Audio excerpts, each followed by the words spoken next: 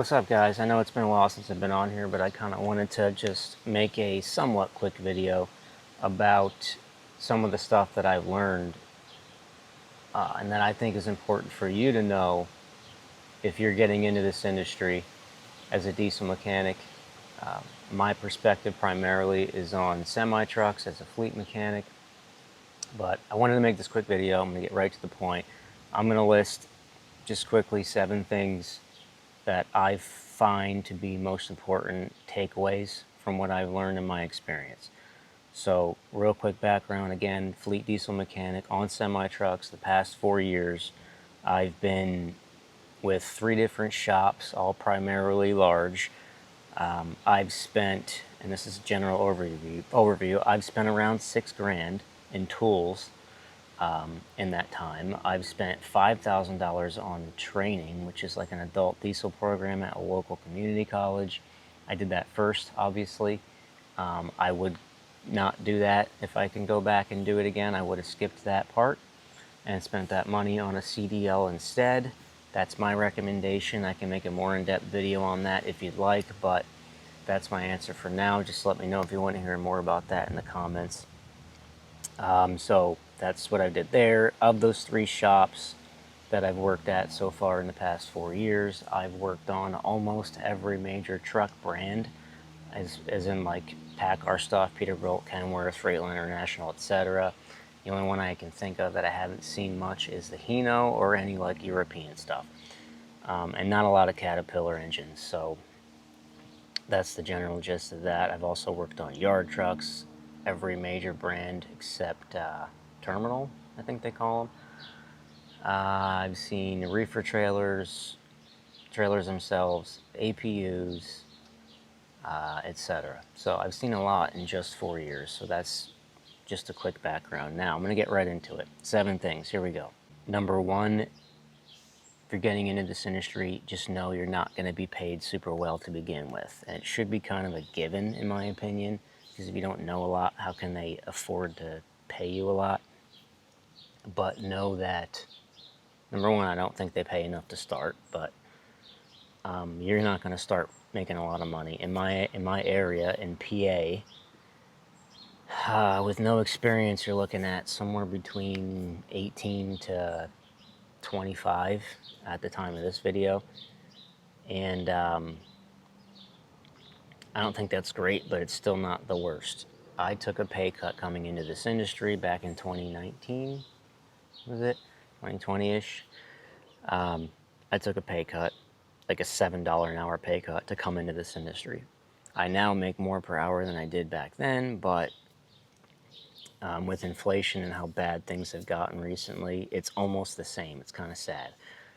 But I do make several dollars an hour more than I did 4 years ago at this point into this industry. So keep that in mind. You're not going to make a lot. If they say you do, they're lying, or it is like a unicorn job and you should take it.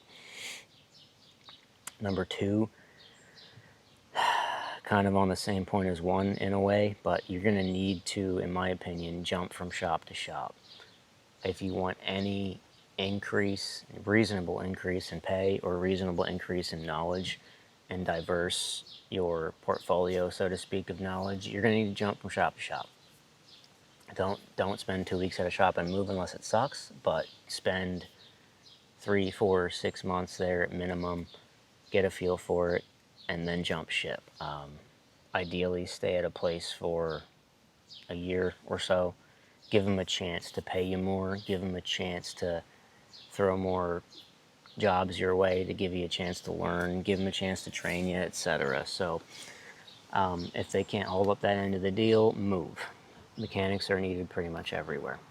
So keep that in mind.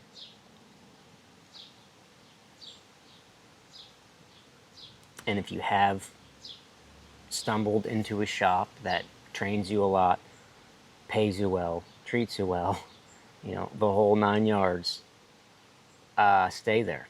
Stay there if you can, and it's something you want to do. They are out there. Those shops are out there. Just know that they are far and few between. So keep that in mind. Number 3 on my list is that just know being a diesel mechanic is a pretty vague term, and it means knowing a lot of stuff. From the semi-truck perspective that I'm at in the fleet world, you need to know a lot of stuff just to be a decent B-tech, if you will, medium level tech. And when you think about it, you know, mechanical knowledge, air brakes, the HVAC, electrical, hydraulics, like welding, cutting, fabrication. If you're working on specialty trailers or specialty trucks, there's more involved there as well. You know, are you going to specialize in transmissions? Are you specializing in engine rebuilds? Are you doing an all-around shop? Is it suspension shop, et cetera, et cetera? So it keeps going and going. And it's a very vast, and it is a crazy amount of knowledge you need to know to do this stuff, especially given the fact that these trucks are evolving every year, and every few years they have big jumps in electronics and all that stuff. So it gets harder every year, and the vast amount of things you need to know the window gets bigger and bigger and bigger too. Because you might have a shop where you're working on a 1994 Freightliner, and the next day you see a 2026. So you might be in that situation as well. And to add to that point, know that being a diesel mechanic also means, in a fleet world especially, you're going to be installing ELDs, like the systems. You're going to get a box of parts and wires and stuff, and you're going to be required to install it into that truck so that the driver has their ELD lap or ELD tablet. And the cameras that they want to put in these trucks don't always come factory with them, so you're going to have to install those. And you're going to have to crawl into some dirty trucks once in a while, because some of these drivers are filthy, and they have their pets in there, and it can get pretty nasty. That's stuff you don't think about too much becoming a diesel mechanic on the truck side. In service and out servicing trucks. You know, when the fleets start to get old trucks, they want to get rid of them and sell them. You're going to be peeling stuff off and detailing the truck and replacing things before it gets sold. And the same thing when they're new trucks. You're going to be applying decals all day long and doing that kind of stuff. So keep that in mind. That's part of being the mechanic as well. And you're also going to find in a fleet world, like, it's always a mechanic's problem. If somebody's car in the parking lot has a tire that's low on air, it's your problem. You got to go out and fix it for some reason, or they need a jump start. They're obviously going to come to you first. Or even in cases where we were slow at my previous job, we were out there cutting grass. Like, it's part of the job, according to them. You know, if your place of business has a fuel island, you're going to be responsible for the fuel island. So there's a lot of stuff that you don't think about when you become a diesel mechanic, and that's kind of number 3. Number 4, and it's not a very big surprise, you will spend thousands of dollars on tools. Typically, if you're at a dealership, you're going to spend more because you're doing more detailed stuff, rebuilding engines possibly, things like that. You're going to need more specialty tools. In the fleet world, you can get away with a lot less, but you will spend thousands. Now, I've probably spent roughly $6,000 in tools. I think that's a rough estimate. Could be more or less, probably less. But stay off the tool truck. If you're on my channel at all, you'll see I'm not a fan of it. I want to support fellow American businesses, but there's a point where they are just gouging you. So stay off the tool truck if you're new to this. Buy your stuff on Amazon. Do your research on YouTube. There's plenty of American companies you can buy from that aren't a tool truck. There's plenty of companies that offer lifetime warranties and great warranties. Utilize that stuff. You do not need the tool truck. I know there's going to be people that say you do. You do not need it, period, full stop, end of story. If you want to spend $600 on a set of stubby wrenches, go ahead. But I'm going to spend $30 and get the same job done. And on the subject of tools real quick, if you're new to this, you do not need every tool known to man to walk into the shop. You just need a basic set. If you want me to do a video on, you know, tools, I probably do it anyway, even if someone doesn't ask. If you want to know more about that, leave a comment and let me know. But I think you can get started as a fleet mechanic in the diesel industry for less than $1,200, $1,500. You can be pretty well set off for like a full-blown year or two, maybe longer. with the modern tools we have and the cheaper stuff you can get. So keep that in mind. You don't need everything to start. You need filter wrenches and stuff to do PMs, oil change inspections, small repairs. It's very basic, okay? But let me know if you want to know more about that. Number 5, and this kind of goes to one of the previous points, if you want to make more money in this industry, you need to learn as much as possible and you need to prove your value. So one of the good parts about this industry is, generally speaking, the more you know, the more you'll get paid, or the more you specialize, the more you'll get paid. It's value and the time you put in, and that's gonna get you paid. If you want to make a lot of money, you can in this industry, there's no doubt about it. But to this point, you need to learn. My 5th point is you need to learn. And when I say that, even when you're not at work, you need to learn. If you want to make big progress in a short amount of time, there's so much to learn that you're going to have to do it on your time off. That's what I did. That's how I took a big leap in only 4 years, and I still got a vast amount of stuff to know. I'm not a know-it-all. But I came home when I didn't know something at work. I came home when I researched it. And I would screenshot stuff and save videos. And I have a vast amount of files saved in my Gmail of wiring diagrams and manuals and things like that that I've read through to learn this faster, better, make my job easier, and be worth more. And it's worked.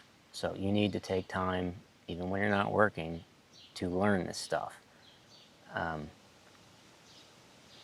If you want to make any real progress quicker. It needs to happen that way. Number 6 I have here on my list is you can take these skills anywhere. It's a very vast industry.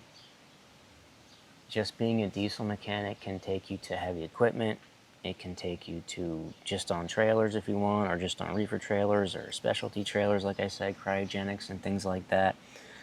Generators, aviation, elevator mechanic, etc., etc., etc. So know that if you don't like what you're doing specifically, but you still want to be a mechanic, there's so many forklift mechanic, like there's so many options for you to sort of branch off if you're not liking trucks, or you see a better opportunity in pay or benefits. Don't be afraid to make that jump. You can do it in this industry. Sorry for the wind.